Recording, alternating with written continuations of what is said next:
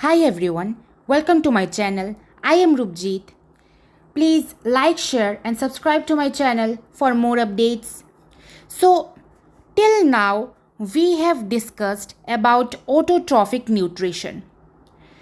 So this is the part 3 of our lecture and we will be continuing with the concept of heterotrophic nutrition. So basically what do we mean by this heterotrophic nutrition? So for this reason we need to understand what do we actually understand by heterotrophs. Heterotrophs are those organisms which cannot make their own food, they get their food from outside. They get their food from outside. They have to depend on other sources for food. So the heterotrophic organisms, they cannot actually prepare their own food. So here you can clearly see, as it is mentioned, some organisms break down the food material outside the body and then absorb it. Some examples are this fungi, bread molds, yeast, mushrooms. So this type of nutrition, it is popularly known as saprophytic mode of nutrition. This mode of nutrition is known as saprophytic mode of nutrition, which is a type of heterotrophic nutrition.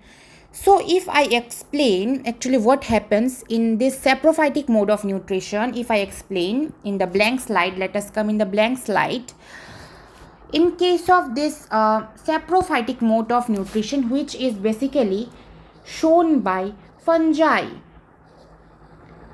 it is shown by fungi. For example, certain mushrooms. For example, you talk about certain mushrooms.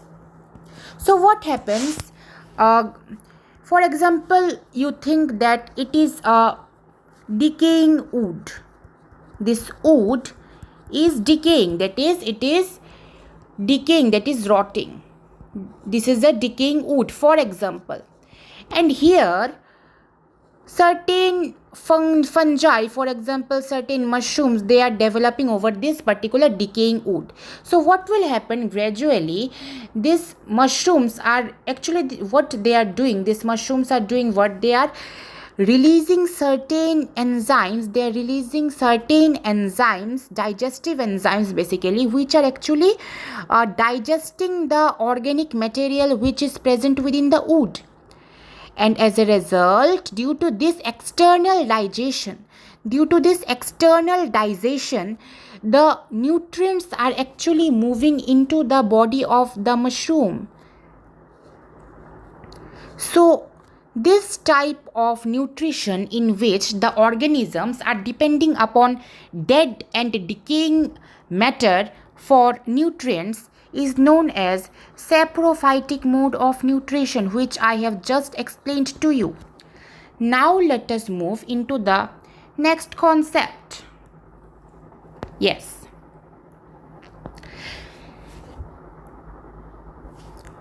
Others take in whole material and break it down inside their bodies. So here it is given that some organisms are also there which take in whole material and break down those materials inside their bodies. That is, they are taking in food, whole food, and they are digesting the entire food material inside their bodies.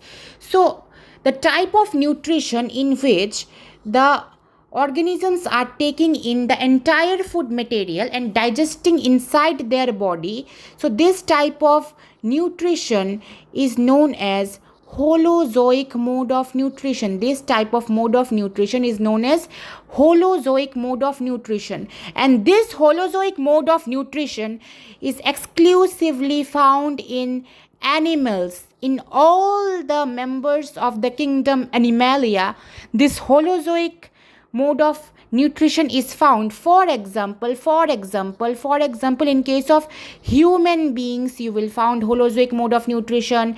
In case of amoeba, you will find this Holozoic mode of nutrition. In case of Paramoecium, you will find this Holozoic mode of nutrition. Okay, I hope this concept is clear to you. Now let us move to the next concept. So here it is given that some other organisms, they derive nutrition from plants or animals without killing them. Understand, very very important. Just highlight this point.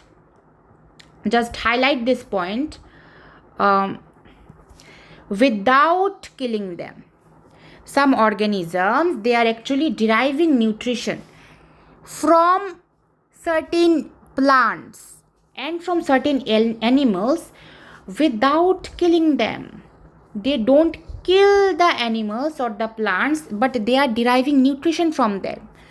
And this type of nutrition is known as parasitism. This type of nutrition is known as parasitic nutrition.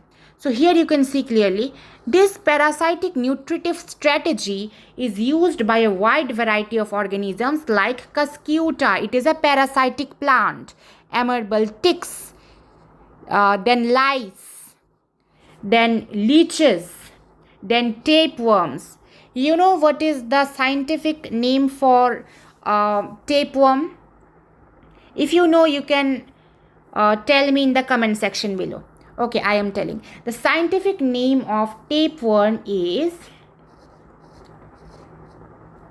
Tinea solium. This is the scientific name of tapeworm. Actually, it is the member of that Platyhelminthes.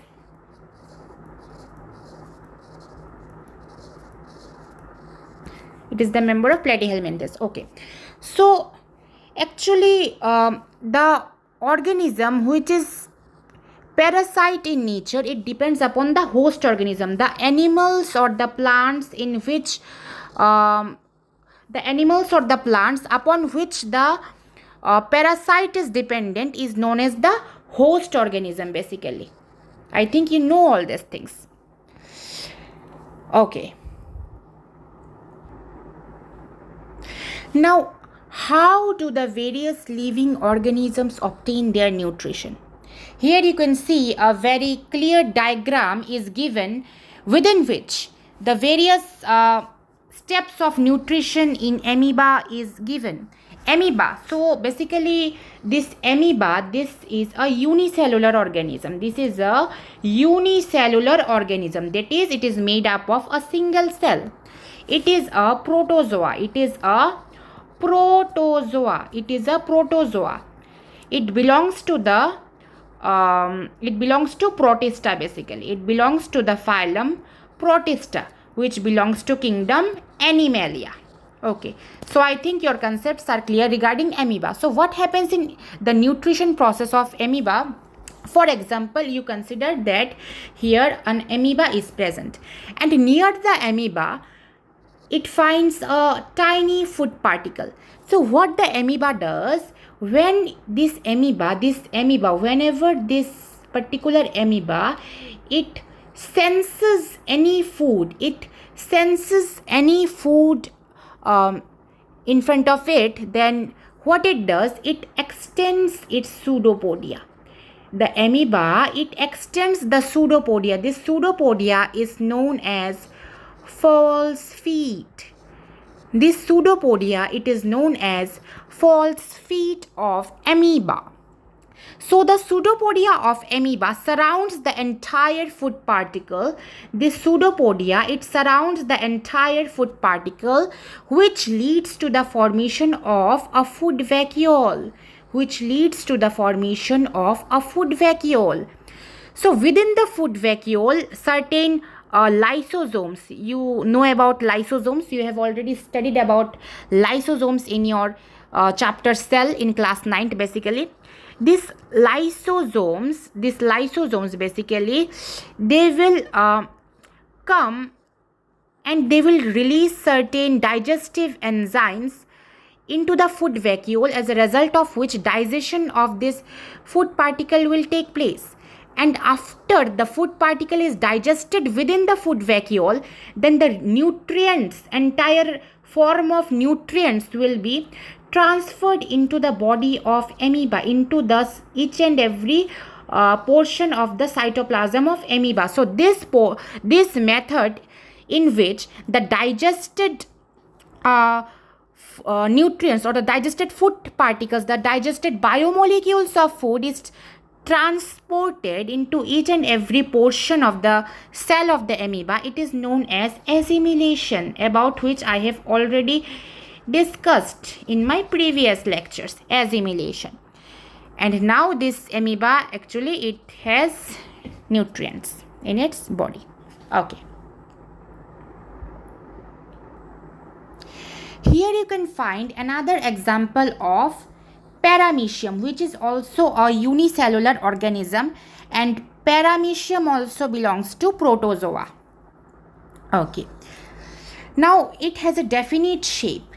You can find this amoeba, it does not have a definite shape basically. This amoeba can change its shape according to its will, and it can produce pseudopodia. So, but this Paramoecium, basically this Paramoecium, it has a definite shape. So if I draw a Paramoecium appears to be like this. If I explain a Paramoecium, somewhat it appears like this, as far as I can remember. Okay. It is the gullet, and here certain cilia are present, which is the locomotory organ in Paramoecium. To know more about locomotion, please refer to our part 1 lecture of life processes. Okay. This cilia is the locomotory organ of Paramoecium.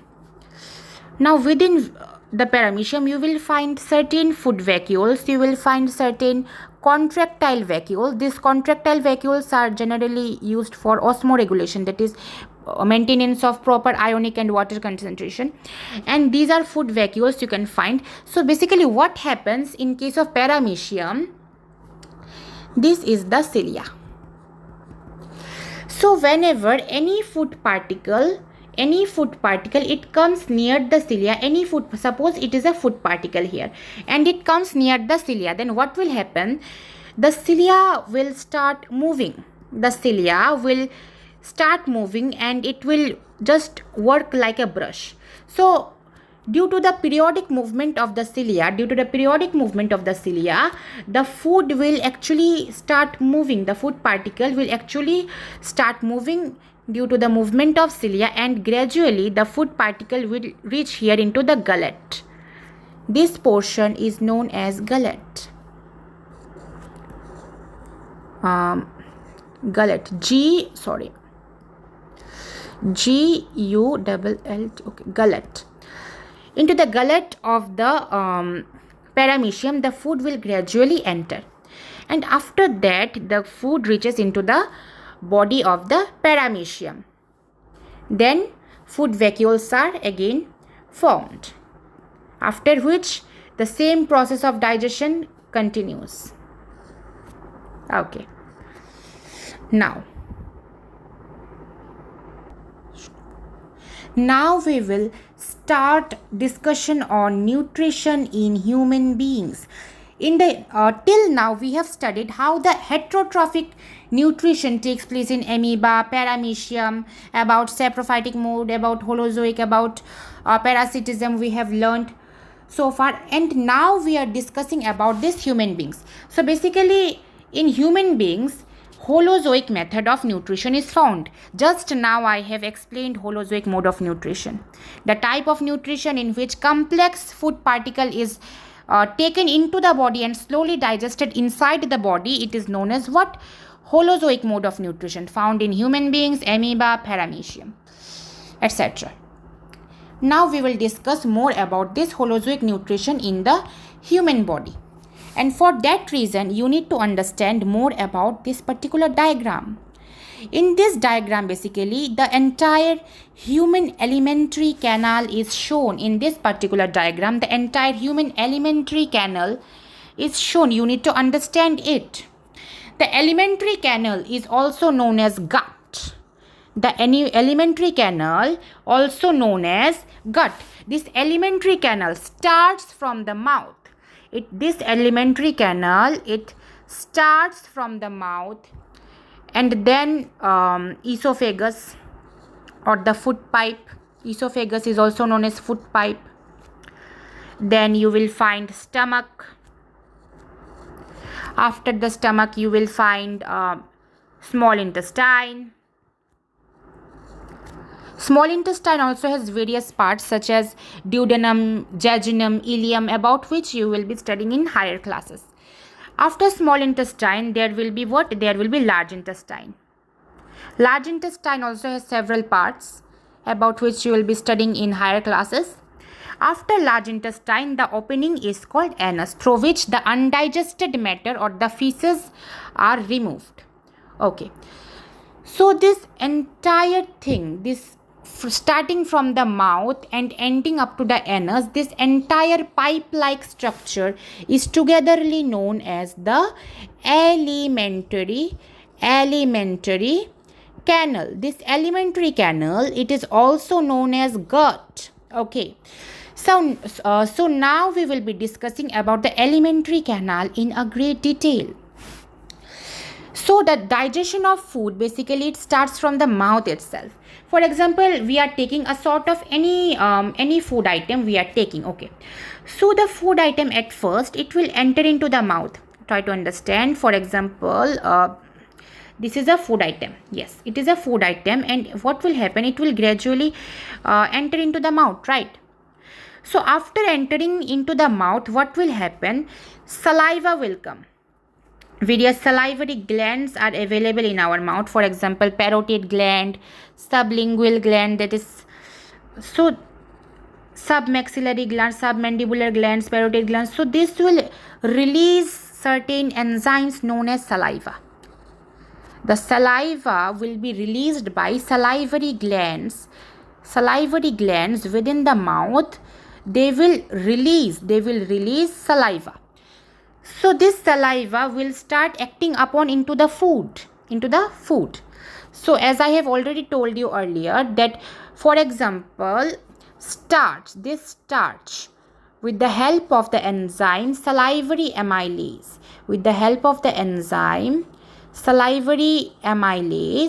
this starch, it is actually converted into maltose, which is a disaccharide formed by the combination of two glucose molecules. So digestion of food starts from the mouth itself. So the food will mix with the saliva and gradually it will form the bolus. The food particle mixed with saliva is known as bolus. Okay, bolus. So this bolus, it will gradually move through the esophagus. The esophagus or the entire alimentary canal, including the esophagus, they perform what? They perform peristaltic movement. Basically, this, what do you mean by this peristalsis? Here you will find in your NCERT textbook. The lining of the canal has muscles that contract rhythmically in order to push the food in the forward direction. So this alimentary canal, it is contracting and relaxing rhythmically, contracting and again relaxing rhythmically in such a way that it is pushing the food in the forward direction. Since the food is entering into the mouth, then it is necessary that food must be pushed forward. The food must be pushed forward so that it gradually reaches into the stomach, then intestines, and finally it is expelled through the anus. So this pushing force, it is provided by basically the peristalsis process. Here you can find the definition of peristalsis: the lining of the canal contract rhythmically in order to push the food forward. This process or this mechanism is known as peristaltic movements or peristalsis. Very, very important for your school examinations. Now gradually, because of this peristalsis movement, the food will start passing through the esophagus. Now note one thing, this esophagus is also known as food pipe. This esophagus, it is also known as food pipe. Watch this thing. So gradually what will happen, the food will gradually reach into the stomach, isn't it? So within the stomach, various there will be hydrochloric acid. Within the stomach, the gastric glands of the stomach, the stomach, it contains various gastric glands. So these gastric glands, they will start releasing hydrochloric acid, that is HCl. This HCl will, what it does, this HCl or the hydrochloric acid, it kills the bacteria. It kills the germs or the bacteria which may be present inside the food. Okay. So this HCl, it also creates an acidic environment for the activation of certain enzymes also. So various digestion processes will start occurring in the stomach, and after the food is digested in the stomach, it will start moving into this small intestine. This entire thin pipe-like structures are known as small intestine basically. So what will happen in the small intestine basically, there will be further digestion will be carried out in the first region of small intestine. Basically this small intestine, I am rubbing this out for your clarity. The beginning portion of this small intestine, it consists of, basically this small intestine consists of three parts. Okay, duodenum, then jejunum, then it contains ileum. In the duodenum portion, basically in the duodenum portion, what happens, the liver, this liver you can find over here. Yes, this is the liver. The liver will secrete bile juice. The liver, it will secrete, liver will secrete what? Bile juice within the duodenum region. So this first part of the from where the intestine, basically small intestine is starting, the first part of the small intestine, basically it is known as duodenum. So bile juice will be secreted from the liver into the duodenum, as a result of which fats will be slowly digested, or emulsification of fats will be started, about which you will be reading in your higher classes basically. So gradually from the duodenum, the food reaches into jejunum and to the ileum region of small intestine. The food will, let me rub it out for your conceptual clarity. Okay, the food will gradually pass through each and every portion of small intestine and reach to the jejunum, which is the middle portion of small intestine. And after the jejunum, it will reach the ileum, that is the last and final portion of the small intestine. And within the ileum, maximum amount of absorption will take place, maximum absorption of the food. I have already told you that after digesting the food needs to be absorbed. The digested biomolecules of the food will be absorbed, as a result of which after absorption the food will basically move into the bloodstream. The nutrients of the digested biomolecules or the nutrients from the food will actually move into the bloodstream. So the process by which the digested food molecules, basically they move into the bloodstream, the nutrients flow into the bloodstream, it is known as basically absorption. So maximum amount of this absorption is taking place in the ileum. So for this absorption process, try to understand what I am saying, because it needs a great concept. So absorption needs to, basically we need to increase the speed of absorption. So for increasing the speed of absorption, there are tiny projections in the inner wall of small intestine. Try to understand, please. There are let me change the colors so that it will be easier for you to understand. Okay, basically the inner wall of small intestine, it has tiny projections known as villi. It has tiny projections known as villi, very tiny projections. Actually, these are microscopic view. So these villi, these are tiny projections of the small intestine. They increase the surface area. They increase the surface area for absorption. I think it is about villi. I think it is already given. So as I have told you about villi, so what happens basically, the inner wall of this small intestine, the inner wall of small intestine has certain finger-like projections. It has certain finger-like projections. So basically what happens, these finger-like projections are known as villi. These finger-like projections inside the inner wall of small intestine is known as villi.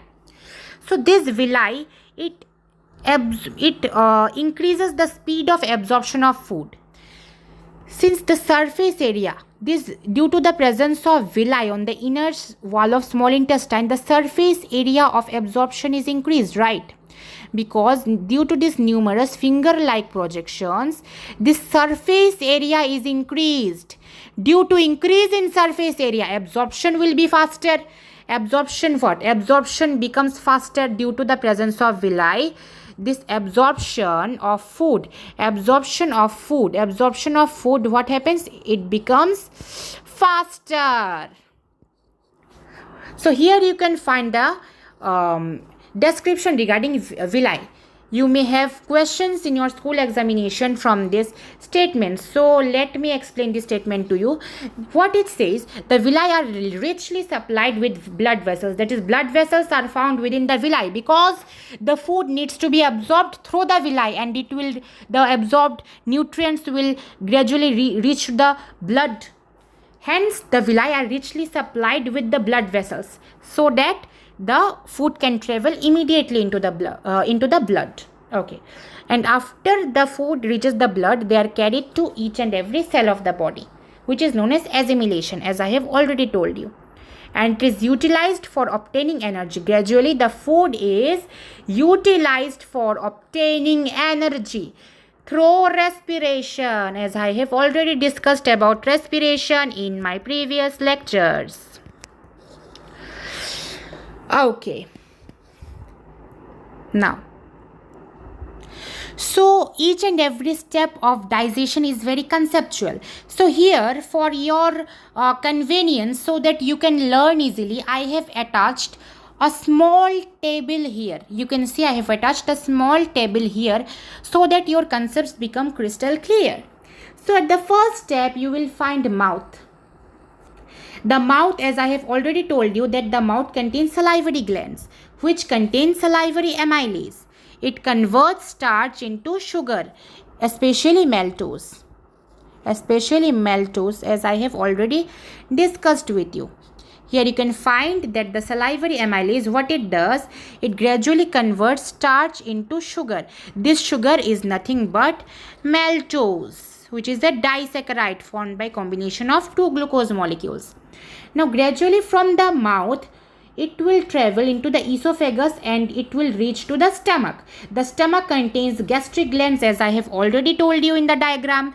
This gastric gland will secrete gastric juice, which contains hydrochloric acid, then pepsin, then mucus. Now this hydrochloric acid, it kills the harmful bacteria that enters within the food.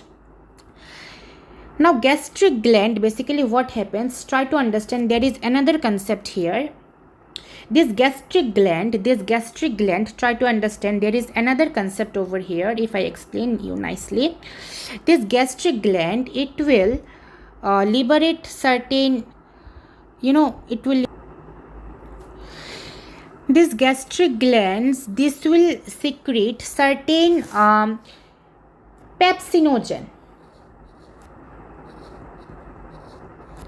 This will secrete an enzyme called pepsinogen, which is inactive. Basically, it is not active.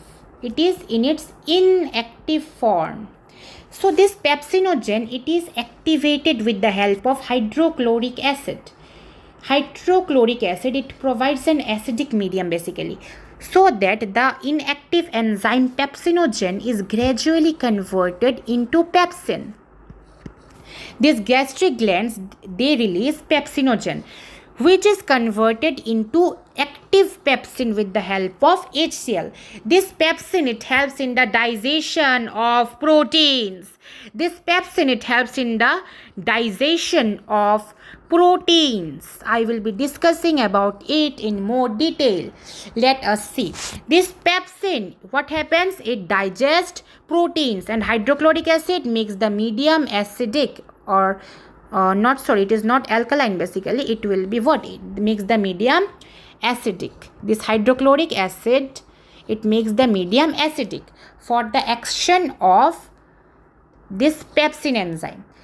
Now these gastric glands, they also release mucus. Gastric glands, they also release what? They release mucus. So what happens basically? Hydrochloric acid, this hydrochloric acid, it is a very, very strong acid. This hydrochloric acid, it is a very, very strong acid. So this strong acid has the tendency to rupture the walls of the stomach itself.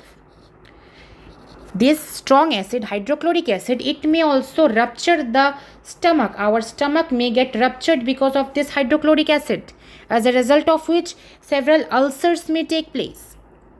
So this mucus, what it does, it protects the inner lining of the stomach from the action, from the corrosive action of hydrochloric acid. Very, very important for your examinations. This mucus, what it does, mucus makes a layer basically. This mucus, it makes a layer inside the stomach. It makes a layer inside the stomach so that the stomach does not, get ruptured due to the action of this hydrochloric acid, because it is a very strong acid. This hydrochloric acid is basically a very strong acid.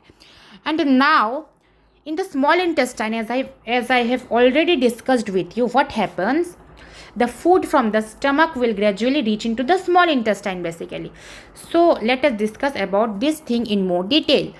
So the liver will secrete bile juice into the small intestine. The liver, it secretes bile juice into the small intestine.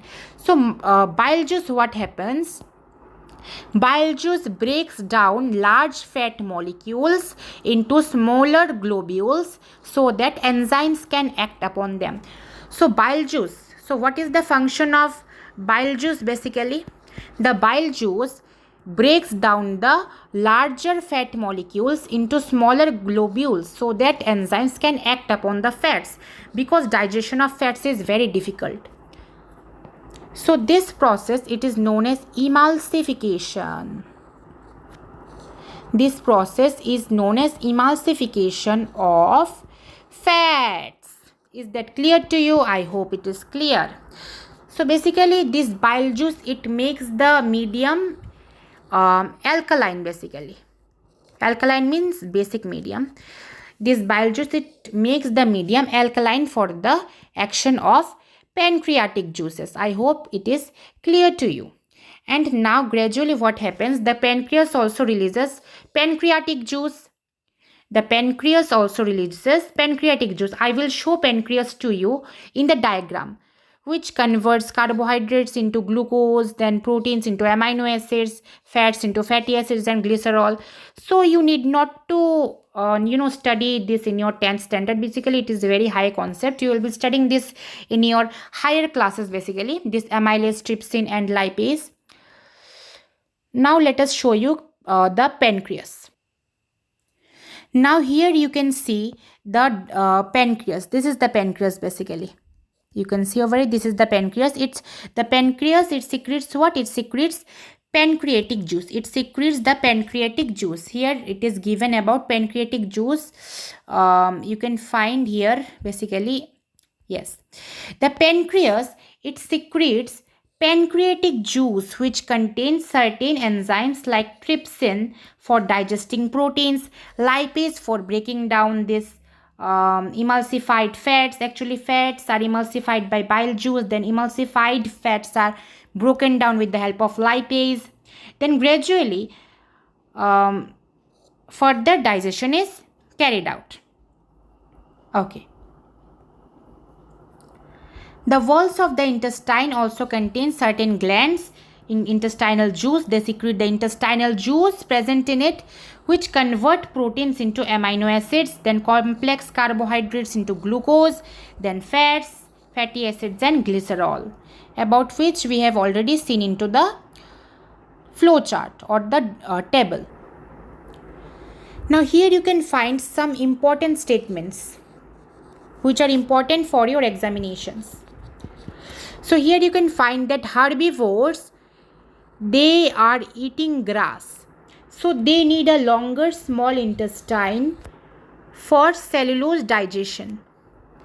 So the small intestine, very, very important point, small intestine, this small intestine, what happens, it is longer. Small intestine is longer in herbivores. Herbivores means those animals which are actually taking vegetables, fruits. They don't eat flesh basically.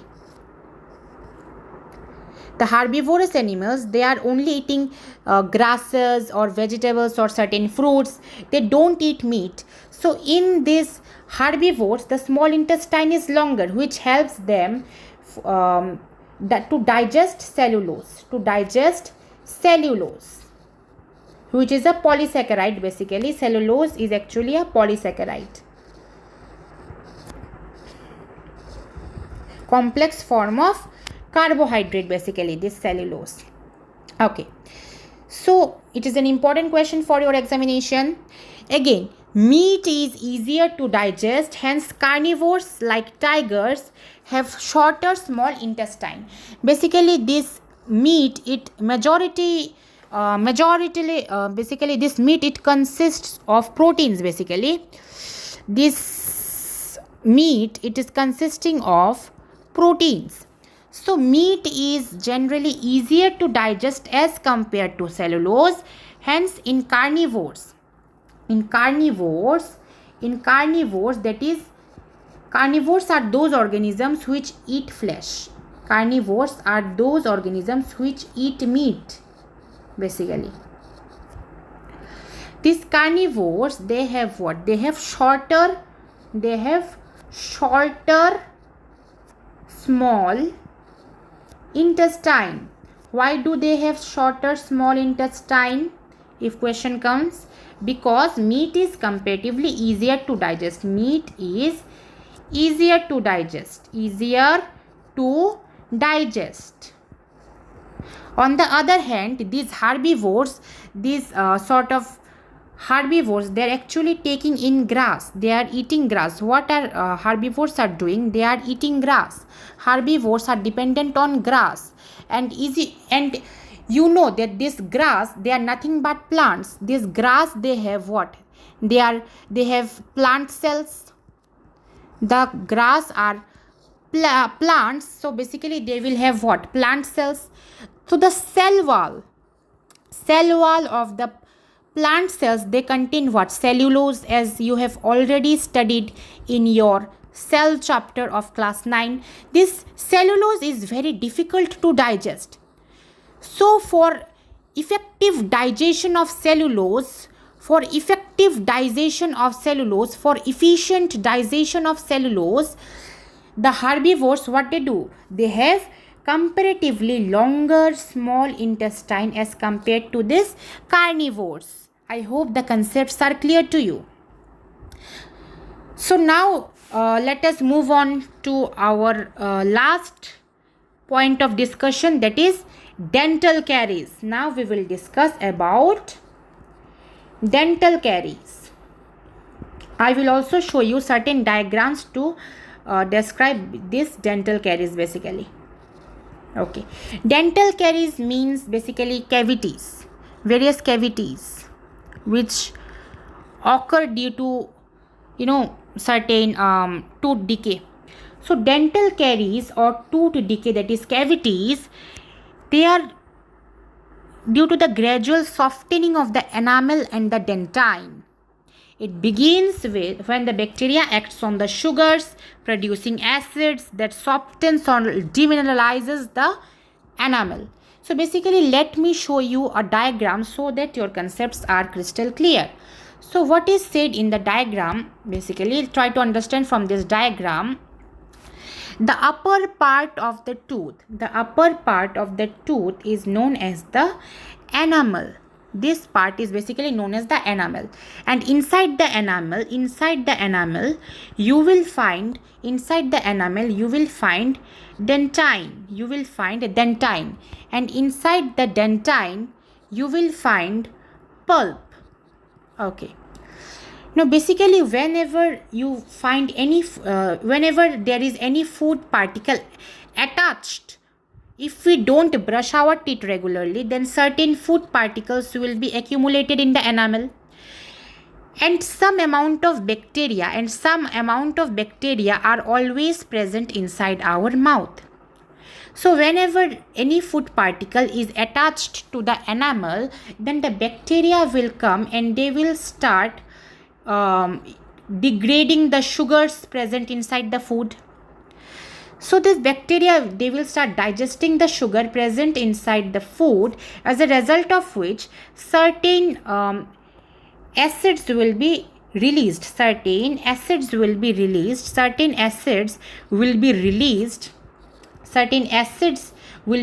by the bacteria, and due to these acids, gradually tooth decay starts. Because of these acids, basically what happens, tooth starts to decay like this. The enamel starts to rupture, cavity formation occurs. Gradually tooth decay, it is the tooth decay or dental caries, you can say. Tooth starts to decay, and gradually the tooth decay deepens. Gradually the dentine is also destroyed due to the acids, and gradually it reaches into the pulp. And whenever this dental carie, this tooth decay, it reaches into the pulp, it hurts a lot, because the pulp, it contains what? This pulp, it contains blood vessels. It contains blood vessels and nerves. The pulp contains blood vessels and nerves. As a result, whenever the tooth decay reaches into the pulp, as you can see here, very severe pain starts, and that is the consequence of dental caries. I think the concept is clear to you. So you can expect a question in your exam from this dental caries topic, basically, which is very, very important, as I have discussed. In case you have any queries or any confusion, you can feel free to ask me in the comment section below.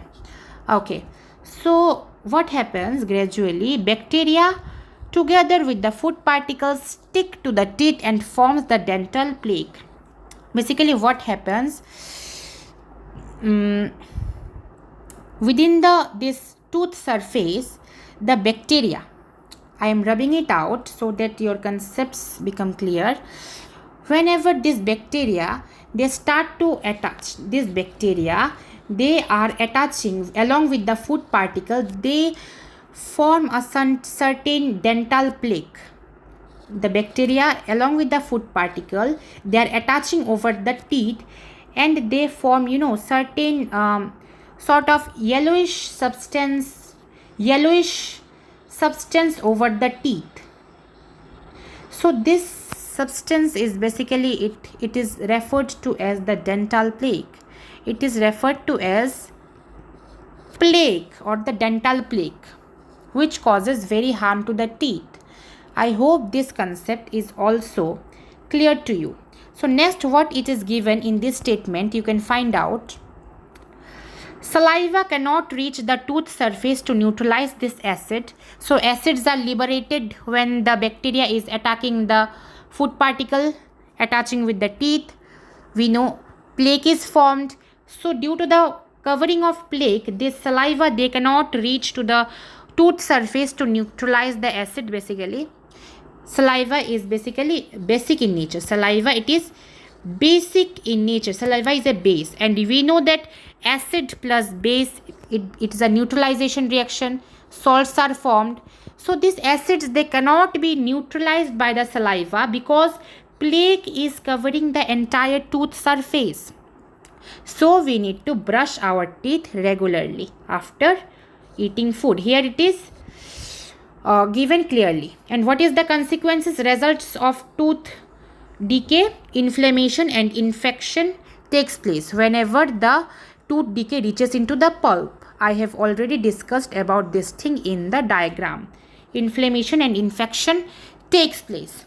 So this is all about the dental caries. If you have confusion, you can feel free to ask me in the comment section below. So we will try to answer these questions in the upcoming lecture. Please, I will suggest you to, try to answer these questions by yourself. Moreover, I will also discuss about these questions in my upcoming video. So this is all for today. Thank you for cooperation. And if you like my videos, please kindly subscribe to my channel. Please kindly subscribe to my channel, like the video and share the video among your friends so that they can also ace in their exams. Thank you so much.